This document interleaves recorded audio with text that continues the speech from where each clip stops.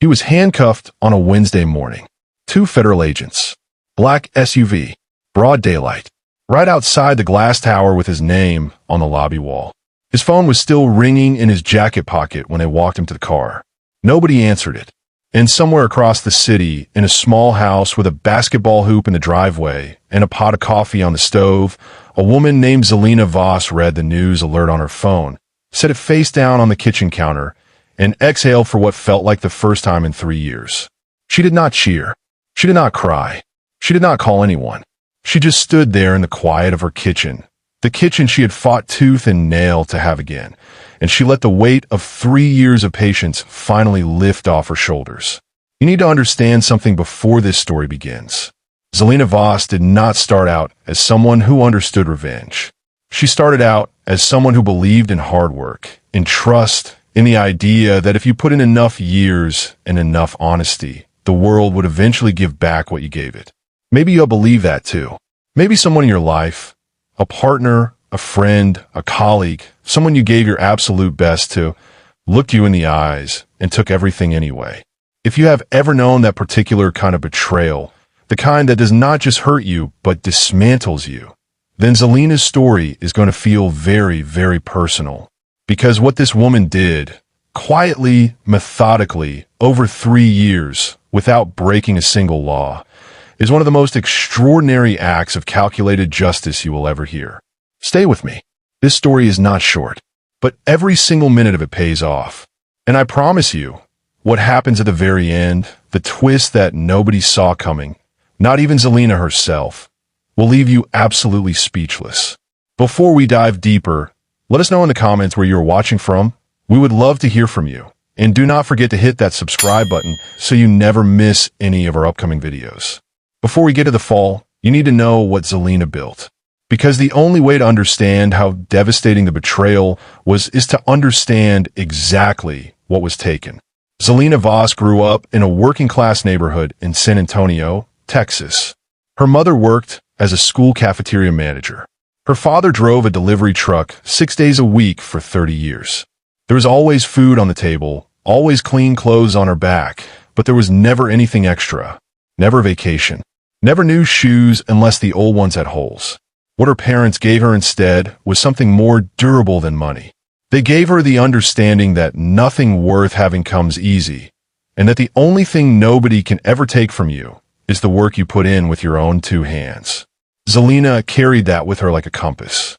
She graduated from a state university with a business degree and spent the next 15 years working in hotel management. First as a front desk clerk, then assistant manager, then general manager of a mid-range property outside Houston. She worked doubles. She skipped vacations. She saved with a discipline that bordered on obsession. At 36, she used those savings to purchase a single duplex in a transitioning neighborhood outside Dallas. She managed it herself, screened tenants herself, fixed what she could fix herself. And when the first year turned a profit, small but real, she did again. By the time she was 41, Zalena Voss owned 6 residential units outright, had a small property management company with 4 employees, and had built a reputation in her local market as someone whose word was worth more than most people's contracts. She was not wealthy, but she had built something solid, something real, something that was entirely and completely hers. And then she walked into a conference in Dallas and met Garrison Thule. You have met someone like Garrison Thule. Maybe not in business, maybe in your personal life, maybe in your neighborhood or your church or your workplace. You know the type. Smooth, magnetic, the kind of man who makes you feel, when he is talking directly to you, like you're the most important person in the room.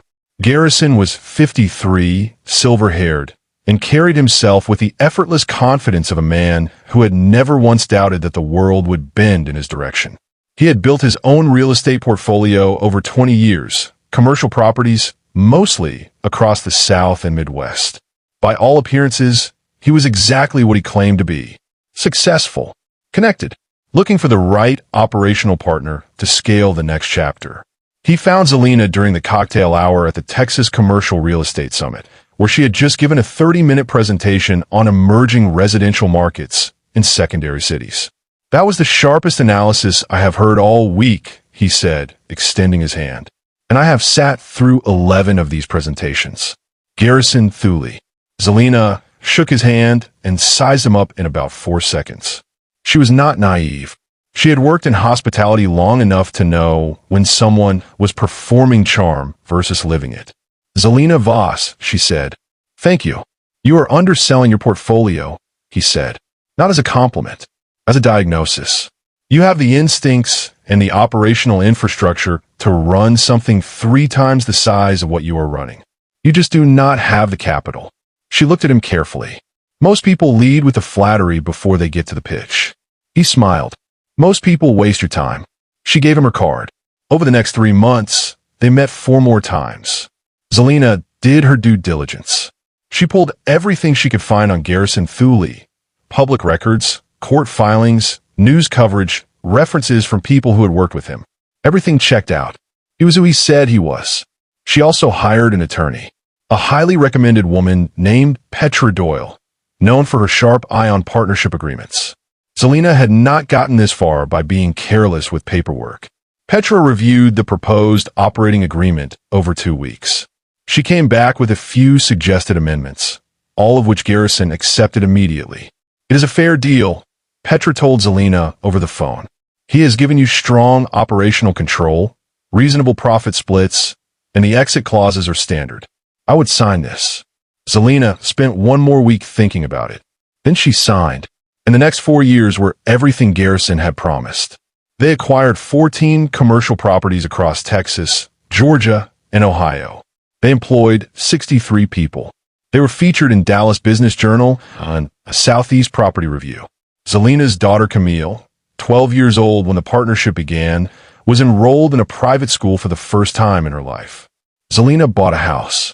A real house with a yard and a porch swing and a lemon tree in the back garden that bloomed every spring like it was trying to outdo itself. She called her mother the day she closed on that house. Her mother cried. You did it, baby, her mother said. We did it, Zalena said.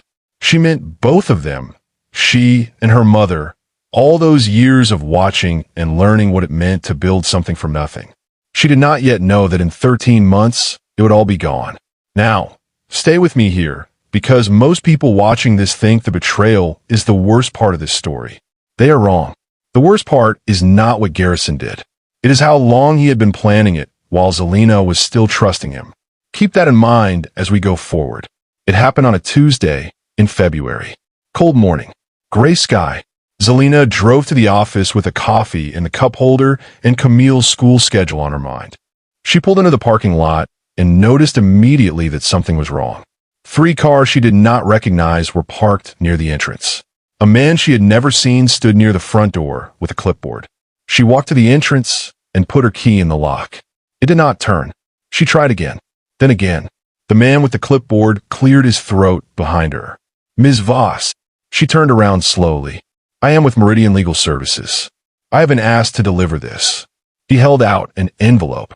And to inform you that effective as of midnight last night, your access to this property has been terminated per the terms of the partnership dissolution. The world went very quiet. She took the envelope, opened it, read it standing in the parking lot in the February cold.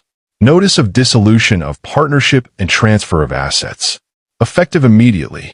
She called Garrison. Straight to voicemail. She called again. Voicemail.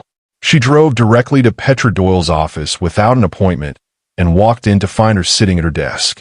The look on Petra's face when she saw Zalena, not shocked, not confused, but something tighter, something more controlled, was a look Zalena would think about again and again over the next 3 years. At the time, she read it as discomfort. Later, she would understand exactly what it was. What happened? Zalena said, sitting down and placing the dissolution notice on the desk. Petra read through it slowly, carefully, the way attorneys do when they are not reading something for the first time. I need to make some calls, Petra said. What unfolded over the next 72 hours was the most sophisticated betrayal Zalena had ever witnessed, and she had been sitting in the middle of it without seeing a single sign. Over the prior 12 months, Garrison had been quietly restructuring the partnership. He had introduced new language into 3 separate operating agreement amendments, documents Zalena had signed during what she believed were routine quarterly updates, buried in clauses she had trusted Petra to flag if they were problematic. Petra had flagged nothing. The amendments gave Garrison the unilateral right, under specific triggering conditions, to dissolve the partnership and transfer all assets into a subsidiary he solely controlled.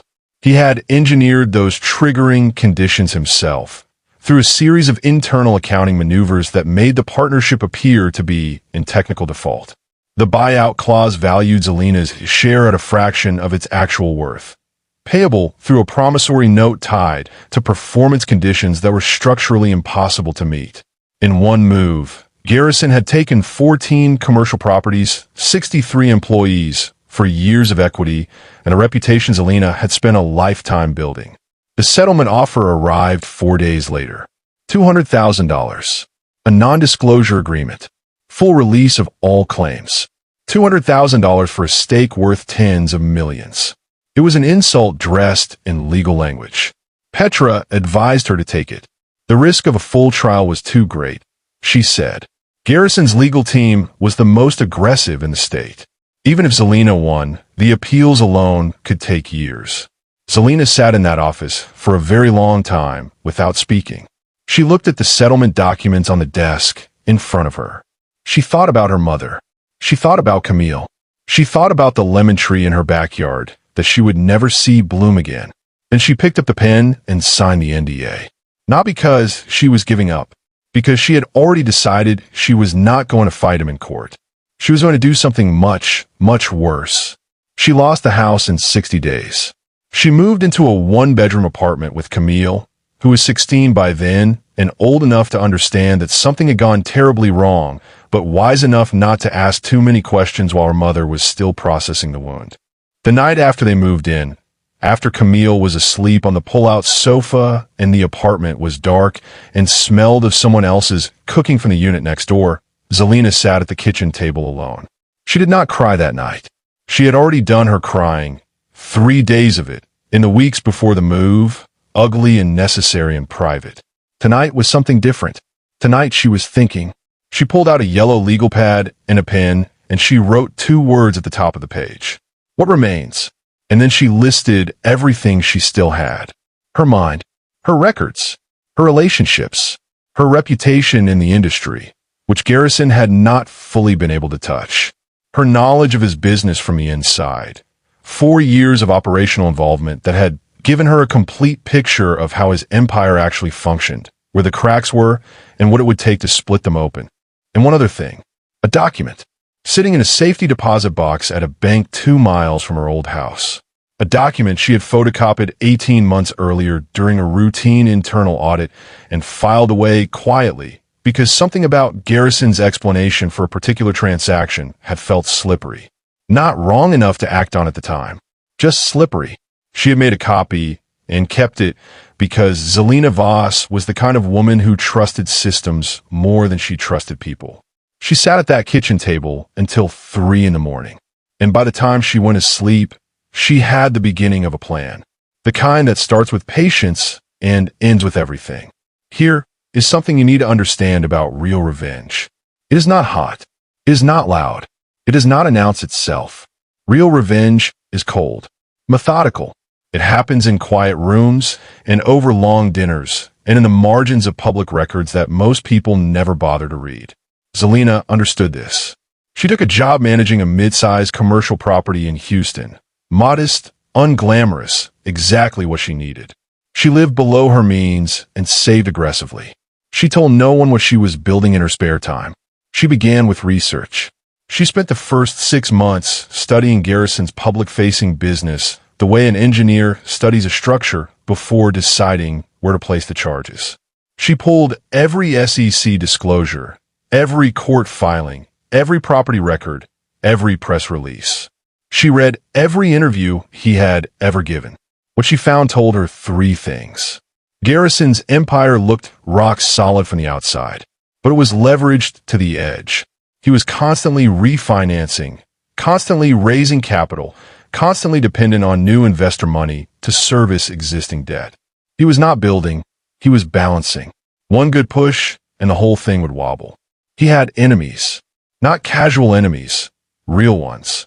Men and women he had clipped on his way up, people sitting on documents and grievances and NDAs they had signed under pressure, people who would talk to the right person at the right time. And his most critical vulnerability was not financial. It was reputational. Garrison Thule was not just a businessman. He was a brand. He sat on nonprofit boards. He mentored young entrepreneurs. He gave keynote speeches at conferences where people paid to hear his name. His investors did not just trust his numbers. They trusted his face. Poison the face and the money walks. In the second year, Zalena built 2 relationships that would become the foundation of everything that followed. The first was Odessa Parrish.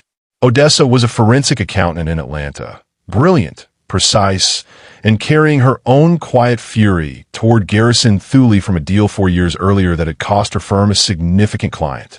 Zalena found her through a mutual industry contact and reached out carefully, not with her full plan stated, but with a question.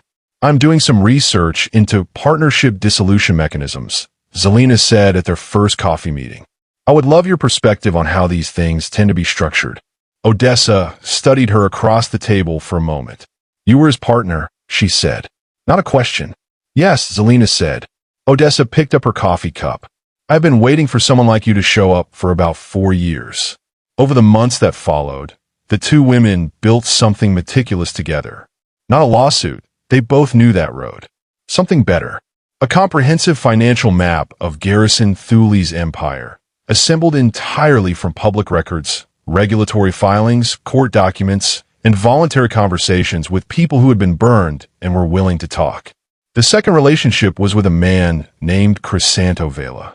Crisanto was a former real estate developer in Atlanta who had lost a partnership to Garrison 5 years earlier in circumstances that bore a remarkable similarity to what had happened to Zalena. He had spent 3 years in litigation before running out of money and settling. He was quiet about it publicly, but he had kept everything. Zalena flew to Atlanta on a Friday and met Crisanto for dinner. She listened to his full story without interrupting once. When he finished, she said, "I kept records too." Crisanto looked at her for a long moment. Then he stood up, walked to the back of his house, and came back with 2 external hard drives. "I have been waiting," he said, setting them on the table, "for someone who knew what to do with these." By the beginning of the 3rd year, Zalena and Odessa had assembled a file that was, in Odessa's clinical assessment, the most thorough private financial analysis of a single individual's fraud that either of them had ever seen. But a file sitting in a folder helps no one. They needed someone who could make it public. Legitimately, legally, in a way that would pull the first thread and let the rest unravel on its own. Zalena reached out to a journalist named Whitmore Blaine. Whitmore was an investigative reporter at a respected regional financial publication with a track record of accountability work. His previous reporting had led to the resignation of 2 city officials and the federal indictment of a regional bank executive. He was careful, thorough, and deeply skeptical of exactly the kind of story Zalena was about to hand him. She did not send him the file. She was too careful for that. She met him for coffee and asked him a single question. If someone told you that one of the most prominent real estate developers in the South had been systematically defrauding investors and partners for over a decade, what would it take for you to look into it? Whitmore studied her over his cup. A starting point. Something I can verify independently. She gave him one thread. A single SEC disclosure anomaly that she knew from Odessa's analysis, connected to a much larger pattern. And then she let him pull it himself. Over the next 4 months, Whitmore did his own independent reporting. He found sources Zalena had never met. He uncovered records she had not found. He built his own case from the outside, while she had been building hers from the inside. When he called her to confirm 3 specific facts before publication, she confirmed them. The article dropped on a Monday morning. House of Cards. How one Texas developer built a real estate empire on systematic investor fraud. 15,000 words. Fully sourced. Devastating. By noon, Garrison's phones were ringing with investors demanding answers. By 3 in the afternoon, his lead lender had placed his largest construction loan under technical review. By the close of business, 2 major investors had issued public statements creating distance from him. Garrison went on offense immediately. He released a statement calling the piece dishonest and threatened legal action against the publication. He appeared on a business podcast within 48 hours, composed, smooth, framing the story as a coordinated attack by jealous competitors. He was believable. He had always been believable. But Zalena had not built a single-point plan. She had built a sequence. And right now, most people watching this think the article is where the story peaks. It is not. What comes next is where Garrison truly begins to fall. Stay with me. 3 weeks after the article, an attorney named Sylvester Kwan, a securities litigation specialist who had spent the previous 8 months quietly connecting Garrison's former investors through Odessa's network, filed a civil lawsuit. 11 plaintiffs, specific dollar amounts, specific dates, specific transfers, 46 pages of documented allegations. It was not a fishing expedition. It was a harpoon. Garrison's credit lines froze. A $42 million property deal in Atlanta collapsed when the institutional partner withdrew without explanation. His CFO submitted a resignation that cited personal reasons, though everyone in the industry understood exactly what it meant. Garrison was bleeding from every direction at once. His legal team was expensive and aggressive, but suddenly stretched thin. His financial reserves, which had seemed inexhaustible, were draining at a pace that alarmed even his closest advisors. He was vulnerable, truly, genuinely vulnerable, for the first time, which was exactly when Zalena made her final move. She called Sylvester Kwan on a Thursday afternoon. "I need to come see you," she said. "I have something I've been holding on to. I think now is the time." She drove to his office and sat across the desk from him and slid a single document across the surface without saying a word. Sylvester picked it up. He read it. He read it again. The document was a transfer record, made under Garrison's name alone, without Zalena's knowledge or authorization, from a jointly held operating account. During a period when the partnership was technically underwater and they were actively raising emergency capital from investors to cover cash flow. The transfer amount was $3.7 million. It had gone into a private entity Zalena had never heard of. When she had discovered it 18 months into the partnership and asked Garrison about it, he had given her a smooth explanation about a tax optimization structure. She had accepted the explanation, but she had kept the document. One copy, in a safety deposit box. Metadata intact. Chain of custody clean. Untouched for nearly 3 years. She had been waiting for the moment when Garrison's resources were depleted enough that he could not fight what it represented. That moment had arrived.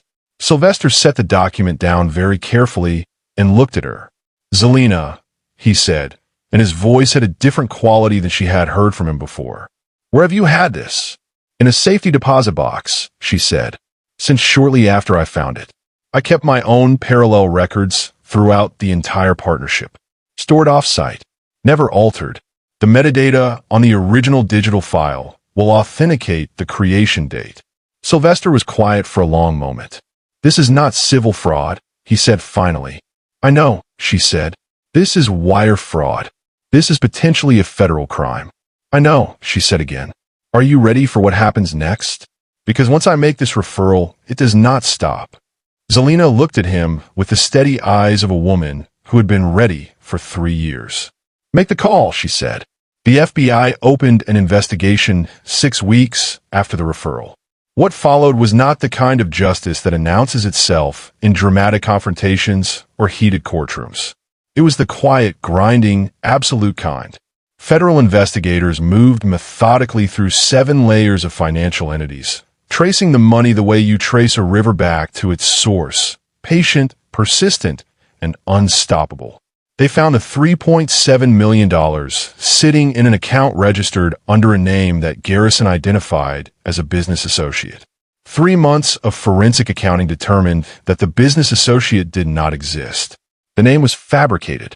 The account was his. On a Wednesday morning, Garrison Thule walked out of the glass tower with his name on the lobby wall and was met by 2 federal agents. He was charged with wire fraud, money laundering, securities fraud. The federal indictment ran 47 pages. His bank accounts were frozen within hours. All 14 of the properties he had taken from Zalena, plus the 22 additional properties he had acquired since, were placed under a federal receiver. His personal home was secured as a potential forfeiture asset. His wife filed for divorce 17 days after the arrest. His name, which had opened every door in the southern commercial real estate market for 20 years, became the thing people lowered their voices to say. The negotiation took 8 months. Garrison's attorneys, once the most feared firm in the state, were now working with a client whose resources were nearly gone and whose case was airtight against him. He pleaded guilty to 3 federal counts. The judge sentenced him to 11 years in federal prison. He was ordered to pay restitution to 14 identified victims. Zalena Voss was first on the list. Here is the part people always want to skip past because they think the sentencing is the ending. It is not. The restitution from the federal judgment, combined with a separate civil settlement, gave Zalena enough capital to begin again. Not easily, not quickly, but enough. She and Odessa Parrish, the forensic accountant who had become, over 3 years of late nights and shared strategy, the closest friend Zalena had ever had, launched a company together. They call it Ironwood Property Group. It was built from the beginning around financial transparency, every agreement audited, every clause explained, every partner fully informed. They built it as a direct repudiation of everything Garrison Thule had stood for. Within 2 years, Ironwood had acquired 5 properties and employed 22 people. Zalena bought another house, a real house with a yard. Camille was 17 by then and had outgrown the porch swing idea. She wanted a basketball hoop. Zalena had it installed on a Saturday in October. She stood in the driveway watching her daughter shoot free throws in the afternoon light, and she thought about the lemon tree she had lost. She thought about her mother at the cafeteria. She thought about the night she sat at that kitchen table with a yellow legal pad and wrote what remains at the top of the page. She thought about Garrison Thule, and then she let him go. Not because he deserved forgiveness. He did not. But because carrying him was a weight she no longer had any use for. She felt something she had not felt in a very long time. She felt settled. Because real revenge, the kind that lasts, the kind built on patience and precision, and the refusal to become the thing that hurt you, does not end with someone else's fall. It ends with you standing in your own light. But this story is not over yet, because I promised you a twist. And what I am about to tell you, what was discovered 6 months after Garrison's conviction, is something that will completely reframe everything you just heard. Even Zalena did not see this coming. 6 months after Garrison's conviction, federal auditors conducting a routine review of financial records connected to the case made a discovery. A series of payments, routed from one of Garrison's private entities to a law firm. The payments began 3 months before Zalena signed the original partnership agreement. They ended the month after she signed. They corresponded exactly, in timing, in context, in amount, to the period during which a woman named Petra Doyle had been retained as Zalena's attorney to review that very contract. The contract that Petra had reviewed. The contract that Petra had called fair. The contract with the hidden clauses that Garrison would later use to strip Zalena of everything she had built. Petra Doyle had been on Garrison's payroll the entire time. She had not missed those clauses by accident. She had not overlooked them through negligence. She had been paid to miss them, paid to reassure Zalena, paid to be the final trusted voice that pushed a careful, cautious woman across the line and into a trap that had been set long before Zalena ever shook Garrison's hand at that cocktail hour in Dallas. The State Bar Association opened a formal investigation. Petra Doyle surrendered her law license before the hearing concluded. She was referred for criminal prosecution on charges of fraud and attorney misconduct. The woman Zalena had hired to protect her had been the last piece of the trap all along. Zalena found out on a Tuesday morning. She was sitting in her kitchen, coffee in hand, reading the news on her phone. She saw the headline and went completely still. She read the article once, then again. Then she set her phone face down on the counter. She sat with it for a long time. The quiet of the kitchen. The sound of Camille moving around upstairs. The sunlight coming through the window over the sink. She thought about the day she had sat across from Petra after the dissolution notice. That look on Petra's face that she had read as discomfort. Now she understood what it actually was. It was guilt, and the silence that filled her kitchen in that moment, sitting with the full and complete picture of what had been done to her, and the full and complete picture of what had now been done to every single person who had a hand in doing it, was not the hollow silence of a woman who had lost everything. It was something else entirely. It was the silence of a world finally, completely set right. She picked up her phone. She called her mother. "Mom," she said, when her mother answered. "Baby? What is wrong?" "Nothing," Zalena said, and she was smiling. "Absolutely nothing is wrong. I just wanted to hear your voice. Before we end today, I want to say something directly to you. If this story hit you somewhere real, if you have ever given your trust to the wrong person and paid a price you did not deserve, I need you to hear this. Zalena Voss did not win because she was lucky.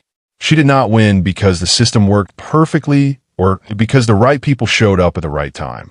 She won because she refused to let what was done to her define what she would do next. She turned her pain into patience, her knowledge into leverage, her silence into a weapon. And 3 years later, she was standing in her own driveway, in her own house, watching her daughter shoot free throws in the October sun. That is what real justice looks like. Slow, quiet, absolute. Drop a comment below and tell us.